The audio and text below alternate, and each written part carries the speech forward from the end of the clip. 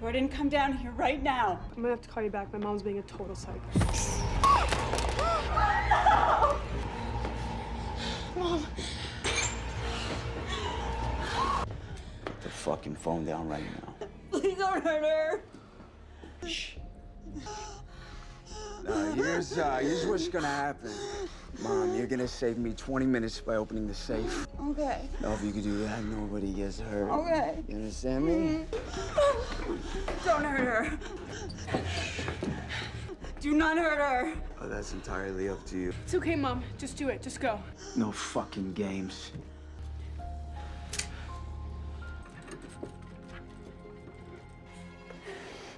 God damn, you're strong.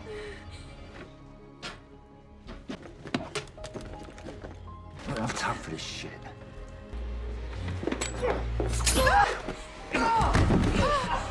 You mother! She cut my fucking face! Jordan, run! What's up, Ray? Mama. Hey, just leave her alone. What the fuck you say, puto? Just leave her alone.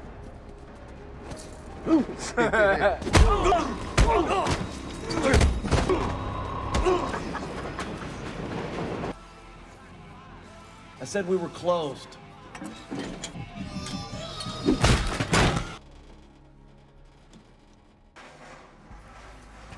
What the fuck are you doing? You're gonna tell me what I want to hear. You don't want this. Trust me, I know where to cut. Strongest nerve in the body.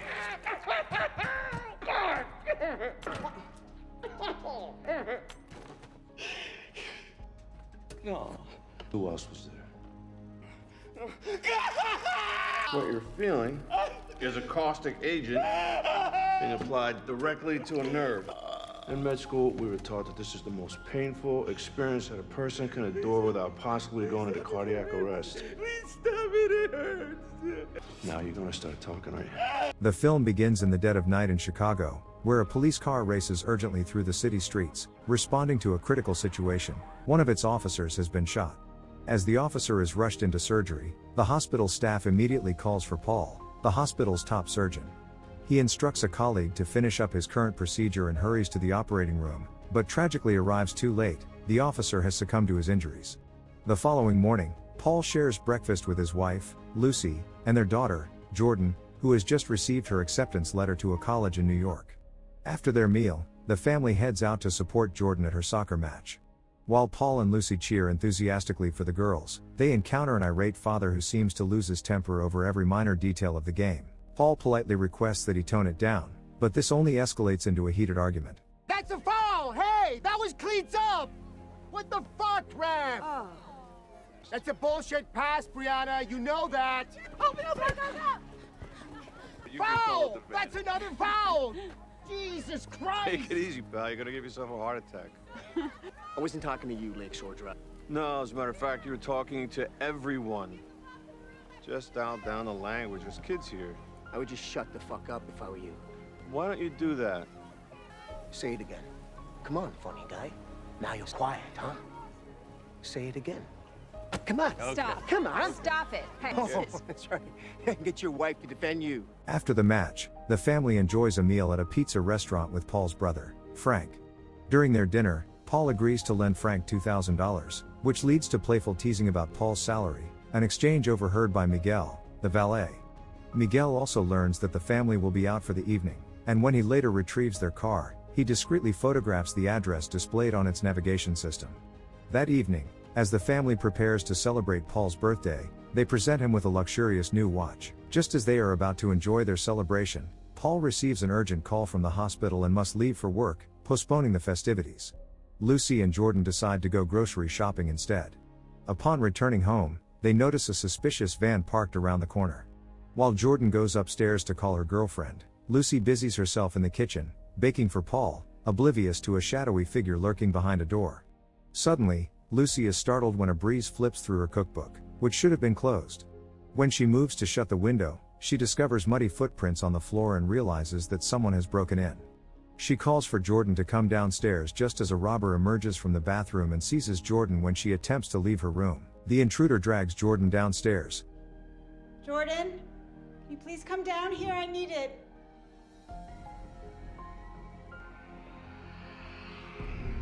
Jordan, come down here right now. I'm gonna have to call you back. My mom's being a total psycho. Mom. Put the fucking phone down right now. Please don't hurt her. Here's what's gonna happen. Mom, you're gonna save me 20 minutes by opening the safe. Okay. Now, if you could do that, nobody gets hurt. Okay. You understand me? Don't hurt her. Do not hurt her. Oh, that's entirely up to you. It's okay, Mom. Just do it. Just go. No fucking games.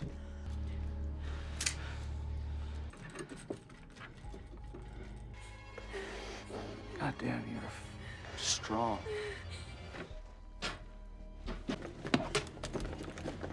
I don't have time for this shit. You mother! She cut my fucking face! Jordan, run!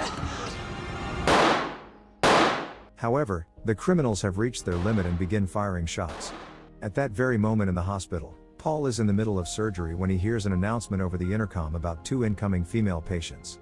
He instructs his colleague to finish up and rushes to assist but is stopped by other doctors who inform him that he cannot work on this case. By the time they explain what has happened, it is too late. Lucy is already dead, and Jordan is undergoing emergency surgery. In the aftermath of the tragic events, detectives Rains and Jackson approached Paul with a series of questions, meticulously compiling a list of the items that had been stolen from the family safe. As they worked, Frank arrived, his anger boiling over as he confronted the police officers for their apparent indifference toward the recent surge of crimes in the area. Paul, sensing his brother's escalating frustration, urged him to calm down. The detectives attempted to reassure Paul, promising that they would do everything in their power to apprehend the culprits. Just then, a nurse entered the room with news that brought a flicker of hope amidst the despair. Jordan had emerged from surgery alive, though she remained in a coma. Paul immediately took his place by her side, determined to be there for his daughter during this critical time. Days later, at Lucy's funeral, it was her father, Ben, who delivered the eulogy. As they made their way back from the somber ceremony, Ben suddenly halted the car in the middle of the road, his gaze fixed on something on the ground. Consumed by fury for reasons unknown, he climbed back into the vehicle and sped toward his property. There, he spotted 2 poachers who quickly took flight at his approach. Without hesitation, Ben exited the car and fired at them, but they managed to escape. In a fit of rage, he lamented that they could not rely on the police, who only arrived after crimes had been committed. He believed that sometimes men must take matters into their own hands. In a grim act of mercy, he shot a deer that the poachers had injured to spare it further suffering. As time passed, Paul found himself driving while speaking on the phone with Rains, only to feel disappointment wash over him upon learning that there were still no suspects in the case. Later, when he visited Jordan in the hospital, he found her girlfriend reading to her, and a sense of gratitude filled him for the support his daughter had during this difficult time. In the days that followed, Paul began attending therapy sessions to help cope with his grief. He shared how he struggled to sleep in their bed, opting instead for the couch. And he grappled with feelings of failure for not protecting his family. The therapist reassured him that healing was a gradual process that required time. As weeks turned into months, Paul's routine consisted of reading to Jordan, taking solitary train rides, and attempting to spend time with Frank, though he often found himself mired in depression on the couch. Despite his efforts to move forward, Paul received no updates on the investigation. Frustrated by the lack of progress, he decided to visit Rains in person. He pressed the detective about the DNA samples collected from the crime scene, only to learn that they did not match anyone in the database. Rains' office was cluttered with a board displaying all of his open cases. Only a small fraction had been solved, highlighting the overwhelming lack of resources available to address them properly. Later that evening, as Paul left the train station, he witnessed 2 men harassing a young woman. Unable to stand by idly, he intervened and called out to them to leave her alone. What's up, Ray? Mama. Hey. Just leave her alone. What the fuck you say, puto? Just leave her alone.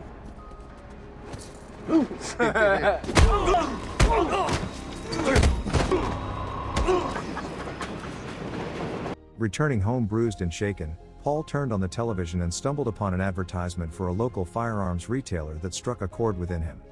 The following day, he visited the store where a shop assistant showcased various weapons. However, Paul was deterred by the extensive paperwork and mandatory gun safety class required for purchase, as well as the omnipresent security cameras. He decided to think it over. Some time later at the hospital, while attending to another gunshot victim, Paul noticed a gun fall from the patient's pocket as they prepared for surgery. Acting quickly, he kicked it under the operating table with plans to retrieve it later and discreetly concealed it in his clothing. Once home, Paul attempted to fire the weapon for the first time but was startled when the bullet ricocheted off an object nearby. Realizing he needed more knowledge and training before wielding such power, he resolved to learn more about handling firearms safely. For the next few days, Paul devoted all his free time to watching gun tutorials, diligently learning how to handle a firearm. After countless hours of practice, his aim improved to a respectable level.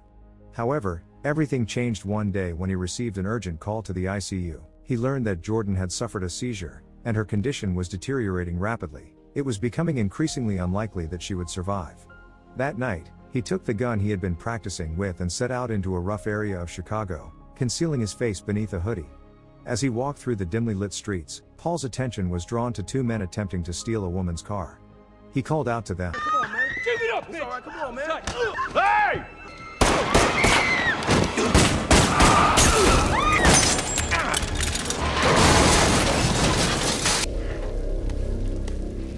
The second assailant exited the vehicle, firing wildly in Paul's direction.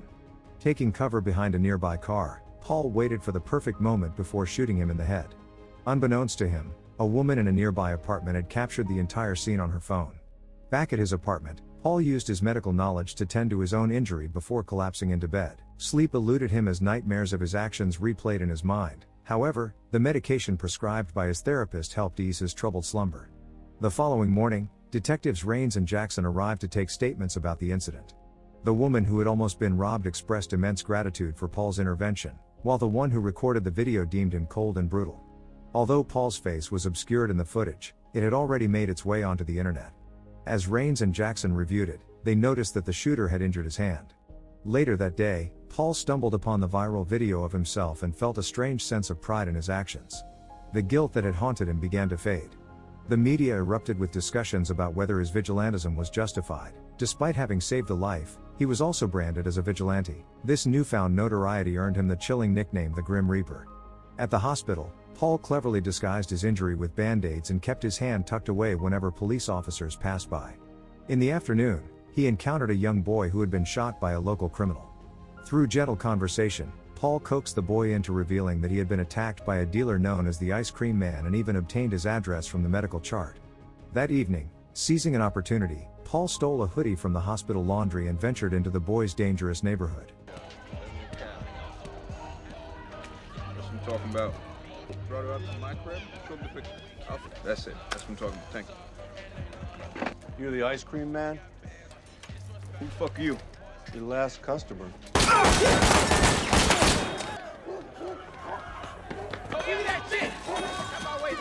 Detectives soon arrived to investigate. They began hearing reports of a man in a hoodie once again. Raines observed some children reenacting the shooting and noticed that one boy was using his left hand. Comparing this detail with the viral video of the Grim Reaper, he deduced that it was likely the same individual responsible for both incidents. The next day, media outlets went into a frenzy over this latest attack by the Grim Reaper, while Paul watched the news with an unsettling sense of pride. Meanwhile, at the police station, superiors expressed their frustration towards Raines and Jackson for allowing a vigilante to roam free, fearing that others might follow in his footsteps. Meanwhile, Paul attended another therapy session, where his therapist noted a marked improvement in his demeanor, encouraging him to continue whatever positive changes he had made. Days later, Paul found himself in the operating room once again, this time faced with the shocking reality that the gunshot victim on the table was Miguel. As he worked frantically to save him, Paul couldn't help but notice Miguel's watch glinting on his wrist. However, his efforts felt lackluster, and despite his medical expertise, Miguel succumbed on the operating table. Seizing the opportunity, Paul slipped into the ambulance and stealthily took Miguel's phone, using the cold finger of the deceased man to unlock it. He also pocketed Miguel's watch before retreating to his office to sift through the contents of Miguel's phone. A wave of disgust washed over him as he stumbled upon a photo of the interior of his car in Miguel's phone. Digging deeper, he discovered an image of a liquor store that served as a front for selling stolen goods. Although tempted to alert the detectives, Paul ultimately resolved to conduct his own investigation. Later that day, when Frank visited him, Paul quickly canceled his plans and diverted his brother's attention away from the wound on his hand. As evening fell, he snatched another hoodie from the hospital laundry and made his way to the liquor store, fabricating a story about being a friend of Miguel's. However, the owner noticed the hospital label on the hoodie and discreetly texted another criminal known as Fish to come over. As Paul spoke with the owner, he spotted the man reaching for a revolver in the reflection of a nearby mirror. I think there's something here that might interest you. Drop it. I want my stuff. I told you! Shut up. What is this? What is this bullshit? All right, it's all there. You see this? It's on my wife's arm. I'm not a killer, okay? It's not what I do.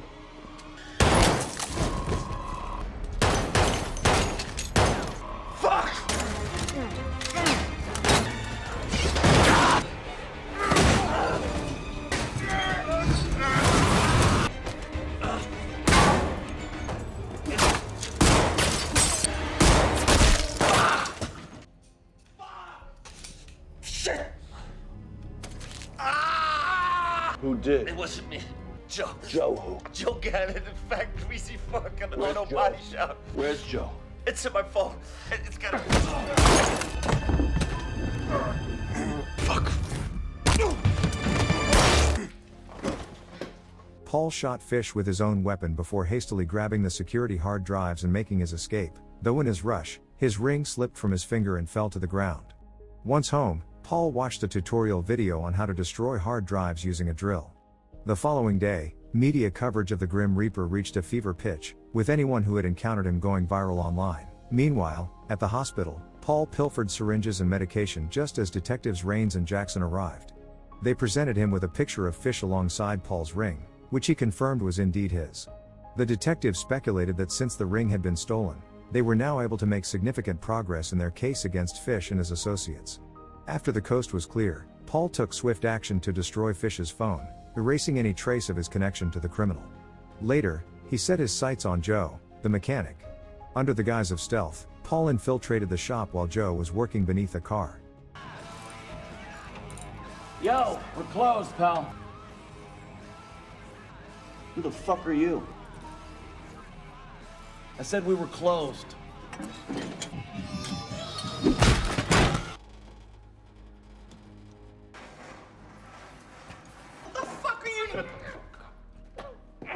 You're gonna tell me what I want to hear. You don't want this. Trust me, I know where to cut. Strongest nerve in the body.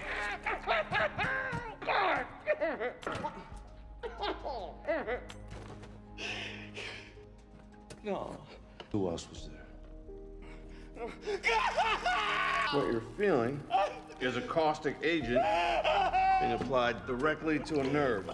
In med school, we were taught that this is the most painful experience that a person can endure without possibly going into cardiac arrest. Please stop it, it hurts. Now you're gonna start talking, aren't you? His name is Knox and he's from the south side.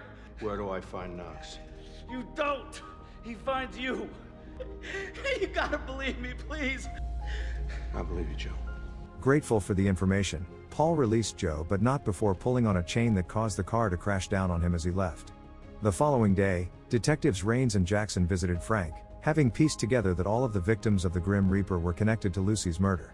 They requested to see Frank's hand for any potential evidence. Meanwhile, Paul was at the hospital visiting his daughter Jordan when he noticed on the news that copycats were already emulating the Grim Reaper killings. Just then, his phone rang. It was Knox, inviting him to meet at a club in 30 minutes. As Paul made his way to the club, Frank decided to check on Paul at home. When no one answered the doorbell, he let himself in and ventured down to the basement. There, he was confronted with a disturbing sight: ammunition scattered about and signs of Paul's troubled state of mind. The realization hit him hard: Paul was the Grim Reaper. At the crowded club, Paul sent a message to Knox announcing his arrival. Knox instructed him to meet in the bathroom.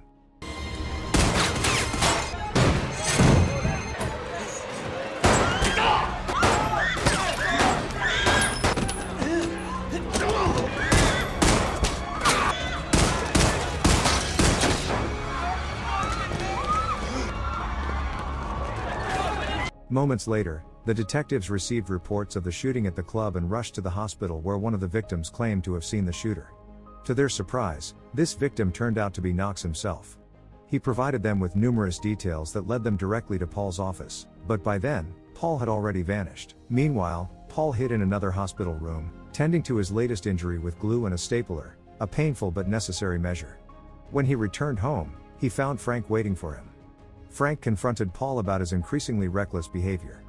Paul defended his actions by insisting that he had no choice, no one else would take a stand. Their conversation was abruptly interrupted by a knock at the door. It was the detectives. Frank answered and told them that Paul wasn't home. Although skeptical, the detectives had no grounds to press further without a warrant and left empty-handed. Just then, Paul received a call from the hospital informing him that Jordan was awake. He rushed there and shared an emotional reunion with his daughter. However, he had to break the devastating news of her mother's death, which sent Jordan into a heartbreaking breakdown. Once Jordan began to recover emotionally, Paul made a promise to Frank that he would no longer act as a vigilante. A week passed, and Jordan was finally allowed to return home. Detectives came by to ask her some questions about that fateful night, but Jordan could remember nothing of what had happened during the attack. As Paul and Jordan stepped into the elevator, they were unexpectedly joined by Knox. Sensing the potential danger, Paul chose to ignore him, prioritizing their safety. Knox, however, engaged Jordan in light conversation, attempting to maintain a facade of friendliness. As they exited the elevator, Knox casually remarked that he would see them around, a statement that Paul interpreted as a veiled threat. Feeling a surge of urgency, Paul returned to the gun store, where he legally purchased several weapons to ensure he could protect his family. Later that evening, after dinner, Jordan began her bedtime routine. Suddenly, Paul noticed something suspicious outside. He instructed her to hide under the stairs and call 911 immediately. Just then, a man burst through the back door and made his way to Paul's room.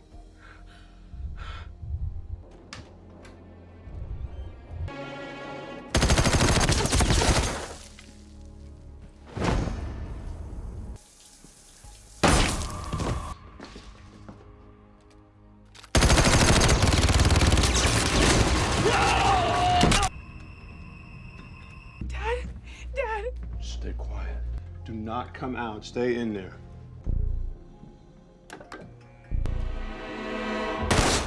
Dad? Sit down. Is that your little girl?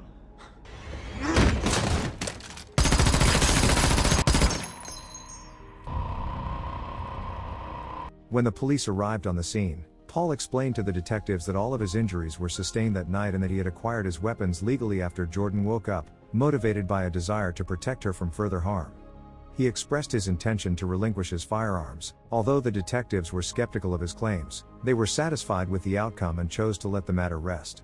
Some time later, Paul dropped Jordan off at her college in New York City, where her girlfriend awaited her arrival. As he walked back to his car, he witnessed a man snatching a bag from a bellhop's cart.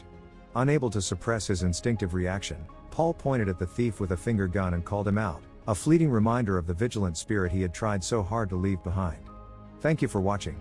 If you're new here, don't forget to subscribe for more recaps. Until next time, have a wonderful day.